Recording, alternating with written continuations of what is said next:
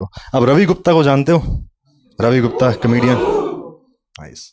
He is my best friend, not in comedy, in life he is my best friend and he is successful, is rich and I am proud of him. क्योंकि आज तो वो successful है, rich है, famous है, लेकिन हमेशा ऐसा नहीं था। जैसे कोविड का टाइम था, हमारी ये कमेडियन दोस्त दहाब चिश्ती, उसको कोविड हो गया था। उसके ट्रीटमेंट के लिए कमेडियन ने जितना हम कर सकते थे उतना हमने डोनेट किया था। किसी ने 1 लाख दिया, किसी ने 50,000 दिया, मैंने 4,000 रुपये डोनेट किए थे। मेरे पास उतने पैसे थे उस वक्त।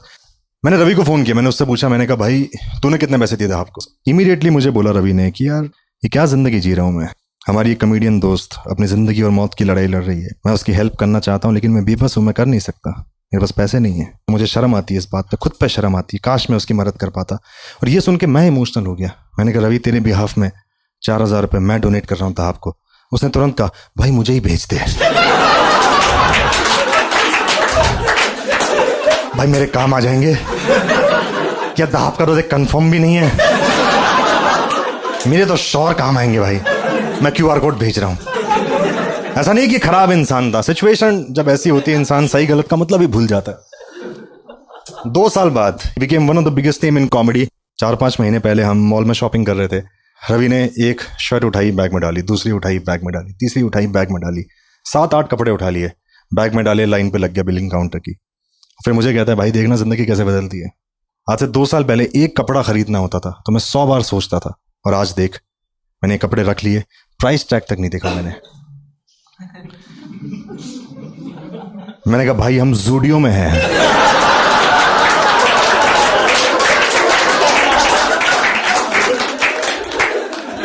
तेरा बिल 1650 रुपए का है, जल्दी निपटा, मुझे ज़ारा जाना है। बहुत स्ट्रगल किया है, बहुत स्ट्रगल किया है रवि गुप्ता के माँ बाप ने। फाइनेंशियल इश्यूज थे, इसको पढ़ाया ताकि ये फाइनेंशियल इश्यूज सॉल्व कर सके। लोन लिया, बहुत हैवी, बहुत बड़ा लोन लिया ताकि ये पढ़ सके, हमारी प्रॉब्लम्स को सॉल्व कर सके। पता है इसने क्या डिग्री करी? Fine arts. घर पे कर्जा है, हम आर्टिस्ट बनेंगे, कार्टून बनाएंगे, हम एक डाइंग इंडस्ट्री में जाएंगे। कार्टूनिस्ट बन गया भाई ये। 4 साल की डिग्री करी, फिर 1 साल दिल्ली आया, इसको जॉब ही नहीं मिली। घर पे बोल रखा था जॉब है। फिर एक दिन घर गया तो इसकी माँ ने देखा इसको, बहुत खुश हुई। अब बेटा आया, कहा जा बेटा कुछ खाने को ले आ। तो आया है, बहुत खुशी है, अब तो कमाने लगा है। ये घर से बाहर निकला, आंगन में बैठ गया, फिर परेशान हो गया कि यार ये क्या जिंदगी जी रहा हूँ मैं। पर आर्टिस्ट है वो, कार्टूनिस्ट है, हमेशा अपने पास एक डायरी रखता था, एक पेंसिल रखता था। उसने निकाला और ड्राइंग बनाने लगा, खाने की ड्राइंग बनाई और अपनी माँ के पास ले गया। माँ को बोलते हैं माँ आज मेरे पास पैसे तो नहीं है, मेरे पास कला है, एक ना एक दिन पैसा जरूर आएगा माँ, अभी आप ये देखो। इसकी माँ ने उठाया कि ये क्या दाल चावल बनाया है, ये क्या शकला का मुम वाली पेंसिल है, ठीक है बेटा ले। इसकी माँ भी सोच रही थी कि यार ये कितना गरीब बेटा हमने पैदा किया, साला ड्राइंग क्यों बना रहा है दाल चावल की, अबे सुशी बना कम से कम, ख्यालात में तो गरीब मत रहे हरामी, कुछ आलियो ओलियो कुछ बन जाए। बट मैं मिला भी इससे इसी हालत में था, गरीबी की हालत में मिला था। ऐसा मत समझना कि मैं उसकी गरीब, मैं गरीब था, वो दर गरीब था। मेरी सैलरी 18-20 हजार से ऊपर जाती नहीं थी, वो पता नहीं क्या उसके पास कुछ नहीं था। कॉमेडी शुरू की थी उसने मुझसे पहले, 1-2 साल पहले। एक कॉमेडी क्लब है, प्लेग्राउंड कॉमेडी स्टूडियो, उसके बाहर खड़ा हुआ था, एक मोमोज के ठेले को घूर रहा था, हवस थी उसकी आंखों में से। मैं आया इसके पास, मैंने कहा हाय मोहित, इसका ध्यान वही है और हाथ यहां कर दिया इसने, मुझसे हाथ मिला रहा, हाय रवि गुप्ता।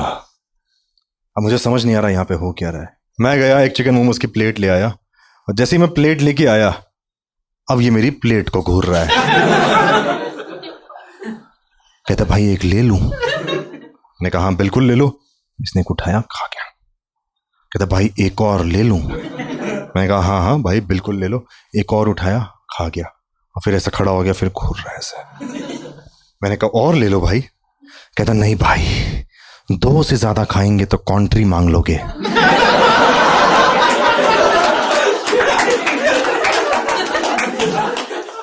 मैंने कहा नहीं मांगो कॉन्ट्री, आप खाओ भाई, बिल्कुल बेखौफ होके खाओ। कहता पहले तुम माँ कसम खाओ। मैं कहा भाग साले, माँ कसम खाओ मोमोज के चक्कर में। आपको लगता है अभी वायरल हुआ है, उससे पहले से 2018-19 से वीडियोस डाल रहा है वो, उसके वीडियोस चले थे, व्यूज आए थे, लेकिन उसको काम नहीं मिला था, बहुत परेशान रहता था उस बात को लेके, वेट करता था कि मुझे बस एक शो मिल जाए जहाँ पे बहुत सारे लोग हों। एक शो मिला इसे त्रिचिपल्ली में, नॉट मेकिंग दिस अप, ये भी सच है। त्रिचिपल्ली में इसे एक शो मिला, तो उन्होंने कहा सर हमारा बजट कम है, शो कल ही है, 15,000 रुपये का बजट है, हम आपका ट्रैवल और स्टे देख लेंगे। कहता कोई दिक्कत नहीं है, क्या मेरी ट्रेन की टिकट कर दो, मैं आ जाऊंगा। कहता सर दिल्ली से त्रिचिपल्ली ट्रेन? कहता कोई बात नहीं, आप बस की टिकट कर दो। सर बस नहीं सर, बहुत दूर है, आप शो भी कल है, आपकी हम फ्लाइट की टिकट करा रहे। कहता नहीं फ्लाइट नहीं दोस्त, फ्लाइट में मैं नहीं बैठ सकता क्योंकि मैं पहले कभी बैठा नहीं हूं, तो मैं थोड़ा नर्वस हूं इस थॉट को लेके। उसने कहा कि सर फिर आप कैसे आओगे? कहता आप टेंशन मत लो, परेशान मत हो, मैं 2 मिनट में कॉल बैक करता हूं आपको। उसने फोन काटा और मुझे फोन कर दिया। कहता भाई मुरानी, एक गुड न्यूज है, हम तुम्हारी गाड़ी से त्रिचिपल्ली जा रहे हैं। मैंने कहा मैं नहीं जा रहा त्रिचिपल्ली भाई, तो पागल वागल है क्या, त्रिचिपल्ली क्यों जाऊंगा मैं तेरे साथ? फिर उसने मुझे पूरी बात बताई। मैंने कहा तू परेशान मत हो, मैं हूं तेरे साथ, तू एयरपोर्ट जा, फ्लाइट बुक कर, मैं देखो गाइड करूंगा पूरा, ये फोन लगा लेना, मैं तुझे सारा गाइड करता रहूंगा कैसे जाना है। नेक्स्ट डे मॉर्निंग की फ्लाइट थी, ये पहुंच गया एयरपोर्ट। मैंने कहा कि तू गेट पे जा, गार्ड खड़ा होगा, उसको अपनी आईडी और टिकट दिखा और अंदर चला जा। वो गया, उसने अपनी आईडी दिखाई, उसने अपनी टिकट दिखाई, वो एयरपोर्ट के अंदर आया। कहता bro we have done it, जहाज कहाँ है? मैंने कहा भाई ये सेम चीज अभी 5 बार और करनी है। कहता क्यों? मैं कहा वो आज तक हमें भी नहीं पता। मैंने कहा अगला पड़ाव है, तेरे पास सामान ज्यादा है, तू वहां पे काउंटर देख, एयर इंडिया का काउंटर देख। उसको दिखा, मैंने कहा लाइन में लग जा। वो लाइन में लग गया। आधे घंटे के बाद वो पहुंचा। उसने कहा अब क्या करना है? मैंने कहा तेरे सामने कौन है? कहता एक लड़की है। मैंने कहा सुन, तू एक काम कर, फोन उसे दे दे, मैं उसे ही समझा दूंगा। उसने कहा आर यू श्योर? मैं कहा यस। तो वो लड़की के पास गया, उसने अपना फोन रखा। लड़की ने पूछा बोर्डिंग पास इसमें है आपका? कहता नहीं, आप बात करो। लड़की कह बात करो किससे? कहा फोन पे बात करो। लड़की अच्छे घर से थी, उसने फोन उठा लिया, कहती है हेलो। मैंने कहा मैम मेरी बात ध्यान से सुने, ये जो आदमी खड़ा है आपके सामने, ये पागल है, ये कुछ भी कर सकता है। ये कह गया, मैंने फोन काट दिया और स्विच ऑफ कर लिया। मैं न्यूज चैनल खोल के बैठ गया। मैंने मेक श्योर किया था पहला कमेडियन जो जेल जाए रवि गुप्ता हो। और वो लड़की यार उसने जाने दिया, वो अच्छे घर से थी, बंगाली थी, तो जाने दिया। किस्मत को कुछ और मंजूर था, करके आया अपना पहला शो। लेकिन वो शो उसने किया, उसके बाद भी वहां पे लोग उसके पास नहीं है सेल्फी के लिए। उसका एक और सपना था कि कोई मेरे साथ सेल्फी ले। देखो व्यूज आ जाते हैं, व्यूज आना बहुत आसान है, लेकिन कोई आपसे प्यार करे वो बहुत मुश्किल होता है। तब तक उसके पास व्यूज तो थे, लोग उसको पहचानते थे, लेकिन जानते नहीं थे। डिफरेंस होता है दोनों में। जब आपको पहचानते हैं तो आपको ना ऐसे तिरछी निगाहों से घूरते हैं, जब जानते हैं तो डायरेक्टली आ जाते हैं आपके पास, क्योंकि जानते हैं ना। पहचानते तो कंफ्यूज होकर घूरते रहते हैं। कहीं भी उसको दिखता ना कोई कंफ्यूज्ड, उसको घूरता हुआ, तो वहां रुक जाता कि ये आ जाए बस मेरे पास, सेल्फी ले ले मेरे साथ। एक बार हम बैठे हुए थे, चाय पी रहे थे, तो एक लड़का घूर रहा था ऐसे, तो कह रहा है रुक जाइए आएगा। चाय खत्म हो गई, वो नहीं आया। उसने कहा एक और चाय लिया, दूसरी पी गया, वो नहीं आया। तीसरी पी गया, वो नहीं आया। चौथी पी गया, वो नहीं आया। पता है क्या हुआ? उसने बुला लिया रवि को पास, ओए इधर आ, ओए। और ये इतना डेस्परेट था, ये चला भी गया। कह रहा बताओ। कहता कहीं देखा है आपको? याद दिलाओ कहां देखा था। समझ रहे हो तुम? खुद ही वीडियो बनाया, खुद ही अपलोड कर, अब याद भी यही दिलाया है। पर ये डेस्परेट है, ये दिला भी रहा है। कहता आपने मेरा कोई वीडियो देखा होगा। उसने फोन निकाल लिया, क्या लगा? यू नो व्हाट, ये लगा भी रहा है। इसने जल्दी से अपना वीडियो लगाया, उसकी तरफ किया, फिर इसका ध्यान गया जो वीडियो इसने लगाया है इस आदमी ने ऑलरेडी डिसलाइक कर रखा है। नीचे कमेंट था कि मैं 7 दिन से नहीं हंसा था, तुम्हारा वीडियो देख लिया, आज 8वां दिन है। वो आदमी कहता ये आप हो, यही हो आप? कहता नहीं ये तो राम रहीम है।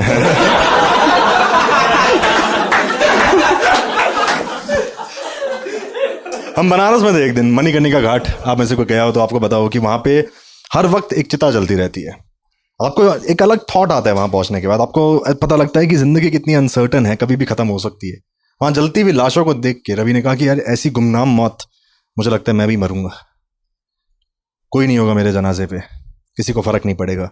मैंने कहा मैंने तुझे स्टेज पे कॉमेडी करते हुए देखा है ब्रो, ये मौत तो तू नहीं मरेगा। नॉट नहीं नहीं नहीं नहीं, मैं एक्चुअली में रवि से ज्यादा किल करते हुए जब उसका स्ट्रगल चल रहा था, जब वो जाता था ना स्टेज पे, उसके बाद जाने से डर लगता था हर एक कमेडियन को, चाहे वो कितना भी फेमस हो, कुछ भी हो, जो वो स्टेज पे करता था कोई नहीं कर पाता था। इनफैक्ट उसे कुछ बोलने तक की जरूरत नहीं पड़ती थी, वो खड़ा होता था, इस तरीके से उसका होल्ड था, एक कनेक्शन था, बस उसको वक्त लगा थोड़ा अचीव करने में। मैंने उससे कहा था, मैंने कहा मैंने तुझे स्टेज पे कॉमेडी करते हुए देखा, ये जिंदगी तो नहीं जीने वाला, ये मौत तो नहीं मरने वाला, कुछ ना कुछ होगा तेरी लाइफ में ब्रो। मुझे ये बता कि जब तेरी जिंदगी बदल जाएगी, जब तू वायरल हो जाएगा, क्या करेगा सबसे पहले। उस इमोशनल मोमेंट में रवि ने मुझे कहा कि भाई भरपेट मोमोज खाऊंगा मैं।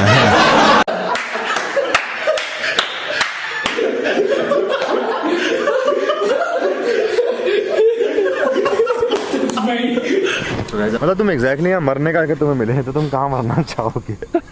मतलब नीचे तक, वहां से लेके यहाँ तक एग्जैक्टली तुम कौन से पॉइंट पे मरना चाहोगे? अगर मैं उस जगह का नाम अगर सीमा है तो मैं सीमा पर मरना चाहूंगा।